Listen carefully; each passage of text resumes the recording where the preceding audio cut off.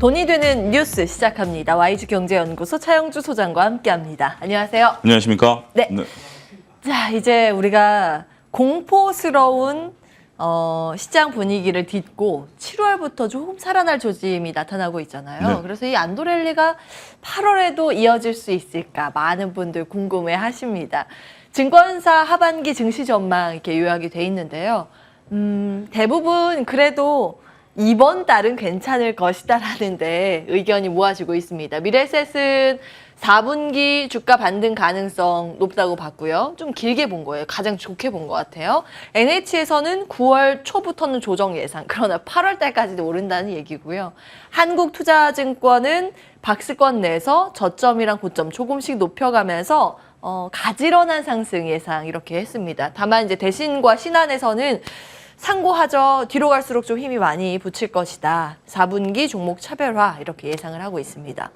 밴드는 가장 낮게 본 쪽이 한 2200 정도 코스피고요. 위쪽은 2660까지 한 투에서 제시를 했습니다. 추천 업종은 뭐 여러 가지가 있습니다. 근데 전기차, 2차 전지가 가장 많이 보이고 방어주 쪽도 몇몇 보입니다. 뒤에 보실까요? 하나하나 정리를 다시 해보겠습니다. 자, 경기 경착륙 가시화 있기 때문에 추가 조정 가능성은 열려 있다. 단기 이제 상승 가능성에 대한 이야기고요. 인플레 정점과 긴축 속도가 주요 변수로 꼽히고 있습니다. 2차 전지, 필수 소비재, 배당주 눈여겨볼 만하다라는 이제 공통된 시각이긴 한데요. 어떻게 평가하고 계세요? 예, 그동안 뭐 많은 분들이 얘기하고 있는 것들이 종합적으로 다 들어가 있다라고 보여집니다. 일단 2200 얘기하는 것에 대해서는 일단 가능성을 열어둔 것이고 많은 투자분들이 이제 그거보다는 상단이 어떻게 열려 있냐라는 부분에서 지금 2400 위로 올라와 있는 상태에서 2500까지 원래 2300대에서 저도 그렇습니다. 2450에서 2500까지는 반등이 가능하다라고 이제 봤었던 시각을 계속 말씀드렸고 일단 2600까지 이제 그 증권사에서는 좀 열어놓은 그런 부분들이다라는 거죠. 근데 중요한 것은 이제 이러한 숫자가 중요하기보다는 하반기에 전반적으로 우리가 뭘 봐야 되느냐라는 면에 있어서는 딱 이거다라고 지금 얘기하기가 불가능하다라는 것을 다들 인식하고 있습니다. 첫 번째는 일단 경기에 대한 논쟁. 경기가 지금 이게 지금 굉장히 과열이냐 아니면 침체로 가는 국면이냐 여기에 맞춰서 금리 인상 속도가 또 결정이 될 것으로 보여지고 그게 또 미치는 영향이 크기 때문에 예측하기가 좀 쉽지 않다. 그러한 근저에는 몇 가지 상수가 있죠. 전쟁이라는 상수가 있고 그다음에 이런 것으로 인해서 하반기 경기 둔화에 대한 부분들 이런 부분들이 있기 때문에 선뜻 지금 그 어느 때보다도 하반기를 뭐 맞던 틀리던 그래도 내 주장을 할 만한 근거가 없다라는 겁니다. 보통 증권가에서는 하반기에 대해서 그 각 증권사가 보는 관점에 있어서 하반기에 대한 어떤 나름대로 논리를 펼쳐가는데 그러한 논리를 이구동성으로 좀 펼치기 어렵다라는 것을 지금 얘기하고 있는 상황 아니겠습니까?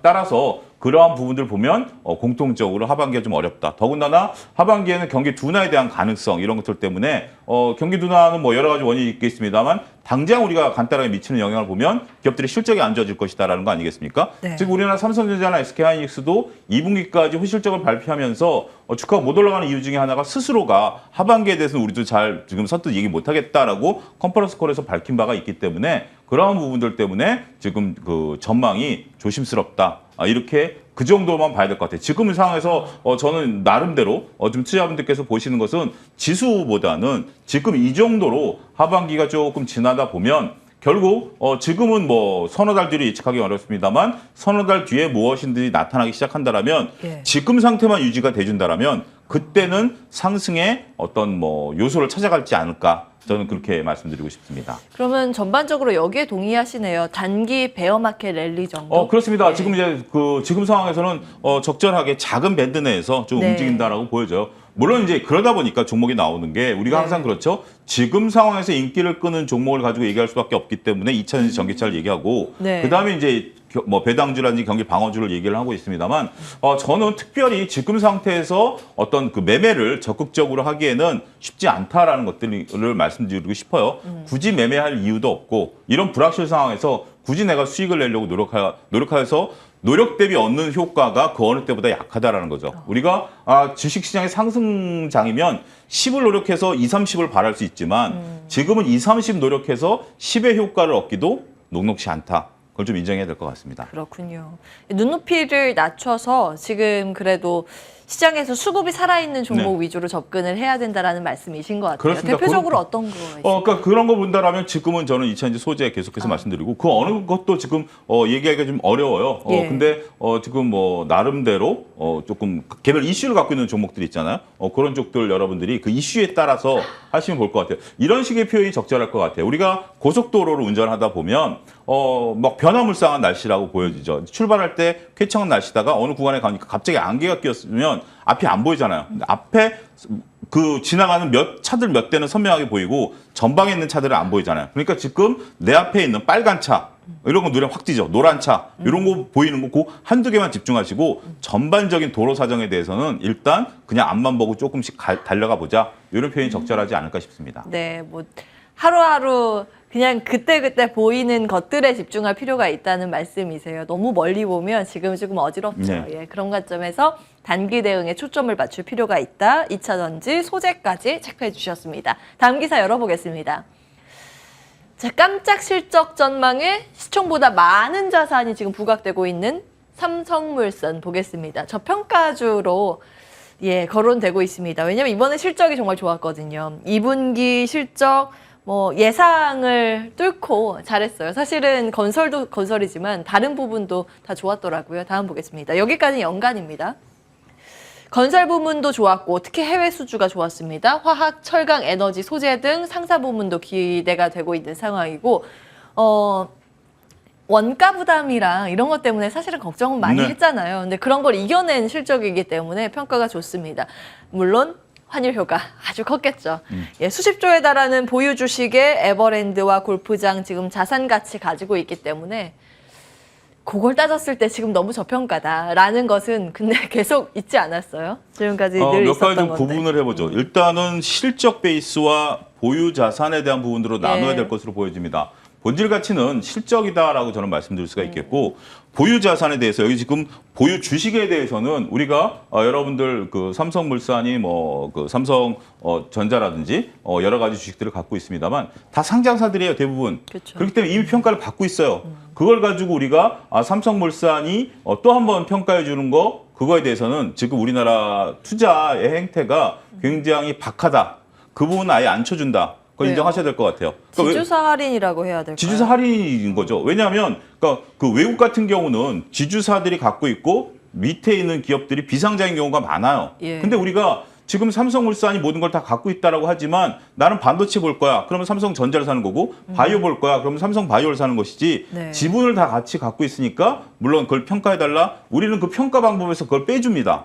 그걸 여러분 인정하셔야 돼요. 여러분들이 나는 늘 거야라고 하시면 홀로 고독해지십니다. 그거는 인정하셔야 돼요. 그 부분을 말씀드리겠고, 일단 중요한 것은 지금 이제 전반적인 상황이 아직은 녹록지 않다라는 겁니다. 우리가 상사 부분들이 이 부분이 주목해야 될 부분들이지만 그렇게 비중이 높지 않고 환율 효과가 있었고, 건설 부분이 상당히 높은데 건설 부분 지금 수주 얘기만 나오지 수익 얘기는 지금 잘 안 나오거든요. 그렇기 때문에 그런 부분들 봐야 되고, 그러면 자산주로서의 삼성물산에 대한 얘기를 저는 오늘 좀 말씀드리려고 합니다. 우리가 삼성물산이 삼성 계열사고 삼성의 어떤 주력이죠. 삼성의 주력이고 더군다나 이재용 부회장의 어떤 에버랜드부터 시작해서 그 승계 과정에 있어서 핵심이었죠. 원래 모태는 에버랜드, 그러니까 에버랜드에 대한 지분이 이재용 부회장이 많다 보니 그것을 제일모직과 합쳤고 제일모직과 삼성물산이 합침으로써 이재용 부회장이 삼성그룹 내 지분 구조를 취할 수 있는 하나의 연결고리가 됐었던 대표적인 기업이다라고 말씀드릴 수가 있겠죠.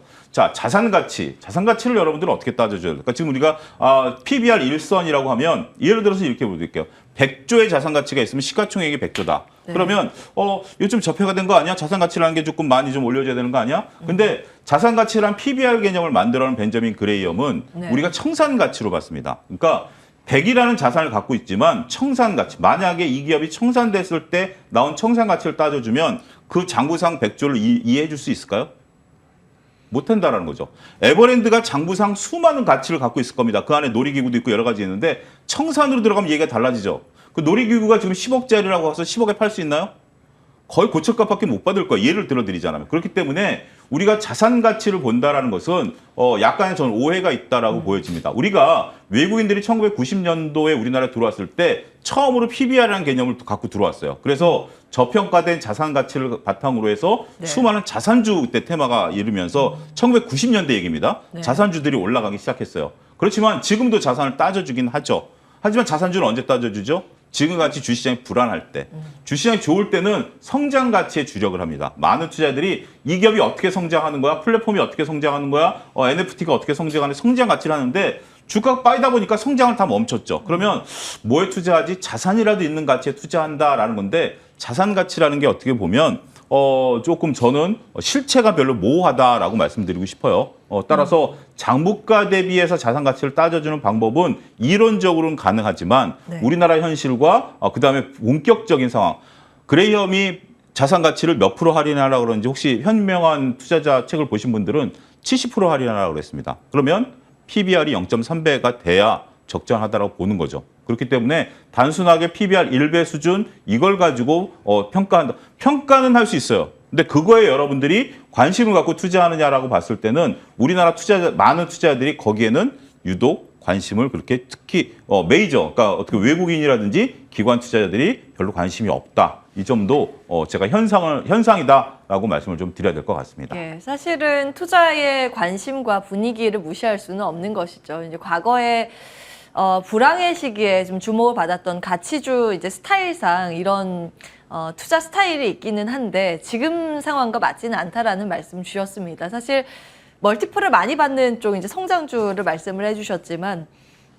특히 금리가 쌌을 때 많이 주목을 받았었던 게 성장주들 그러면서 멀티플 막 100배, 200배 이렇게 갔던 게 미국에서도 많이 나오긴 했어요. 근데 요즘에 이제 시장이 흔들리다 보니까 이런 가치주에 대한 이야기가 나와서 저희가 이제 체크를 해봤는데 그렇다고 시장이 뭐 이런 가치주에 큰 점수를 줄 것인가? 여기서 저는 용어를 좀 정확히 이건 가치주가 아니고 자산주예요. 아, 자산주. 그렇죠. 맞네요. 가치가 있다라면 당연히 사야 되겠죠. 그 가치가 성장 가치일 수도 있고 자산 가치일 수도 있습니다. 지금은 이건 가치주가 아니고 자산주입니다. 자산주가 조금 더 정확하겠어요. 정확하게 그런 것들도 여러분들이 조금 말씀드리고 싶습니다. 자, 지금 유튜브 채팅창에 지크님께서 삼삼물산보다 싼 게 더 많은데 굳이 점점점 하셨거든요. 그러면 이런 만약에 그 불황을 잘 견뎌낼 수 있는 기업이라고 한다면 지금 투자 매력까지 겸비한 쪽이라면 어떤 게 있을까요? 지금 오히려 여러분들이 자산을 많이 갖고 있느냐라는 부분에 대해서는 약간의 오해가 있고요. 오히려 저는 자산주 같은 경우 불황을 견뎌낸다?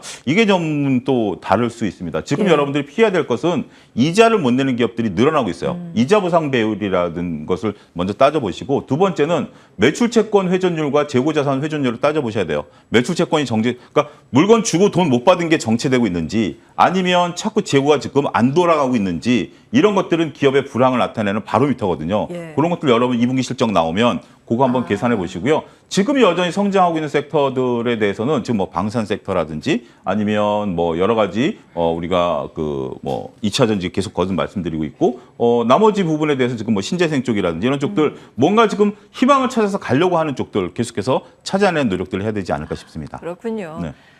탄탄하게 실적이 상승하고 있는 성장주에 대해서는 예, 봐야 한다라는 말씀이니까 물론 이제 펀더멘탈이 받쳐준 성장주 이야기입니다.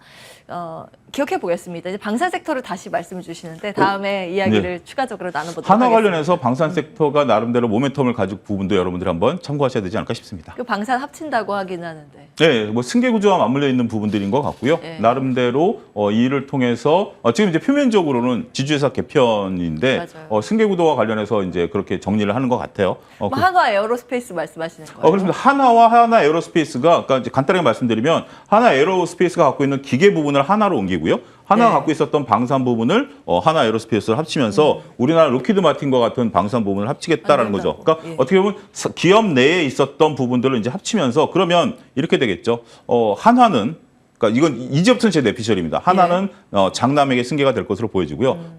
지금 이제 자제분이 세 분이시잖아요. 예. 그 부분에 대한 어떤 지금 이제 그 김승현 회장의 고령이시기 때문에 그러니까 우리가 투자를 읽을 때 단순하게 요게 이렇게 지주사 개편으로 들어간다라는 면도 봐야 되긴 하겠습니다만 예. 지금 삼성물산 같은 경우 원래는 에버랜드였었어요. 그러니까 지금 삼성물산의 원래 그 뭐죠? 본적을 따지면 에버랜드였어요. 자연농원이었죠 옛날에 그런 건데 그런 식으로 지금 한화도 이런 승계 구조 과정에서 그러면 또 하나 포인트가 뭐가 있을까요? 한화그룹 배당이 급증할 가능성이 있습니다. 우리가 삼성이 3년 동안 특별 배당을 했었면서 상속세에 대한 예. 부분들이 있었잖아요. 그럼 그렇군요. 한화는 배당이 급증할 가능성이 있습니다. 그럼 지주사 하나 보시는 건가요? 전반적으로 한화그룹들이 전반적인 트리거가 될 수 있다. 아. 이거는 교과서에 나오는 얘기예요. 네, 왜냐하면 시나리오상에. 상속과 관련된 부분들은 일시적으로 그 상속세에 관련해서 배당이 늘어난다. 이거는 뭐 제가 뭐 확언하는 건 아니지만 교과서에 예. 나온 얘기입니다. 예, 추측이에요. 상속과 관련된 내용들은 일시적으로 배당이 늘어난다라는 것도 여러분들이 한화그룹에 관심 있으신 분들은 지금 당장이 아니라 그런 관점에서 보시는 것도 하나의 재미가 있지 않을까 싶습니다. 예, 승계 구도와 관련된 또 하나의 이제 변수 포인트 체크해 주셨습니다. 이제 여러 가지 시나리오가 발생할 수 있습니다만 그런 재미가 있겠네요. 예, 한화그룹도 전반에 네. 대해서 긍정 평가 들어봤습니다. YG 경제연구소 차영주 소장과 함께했습니다. 고맙습니다. 감사합니다.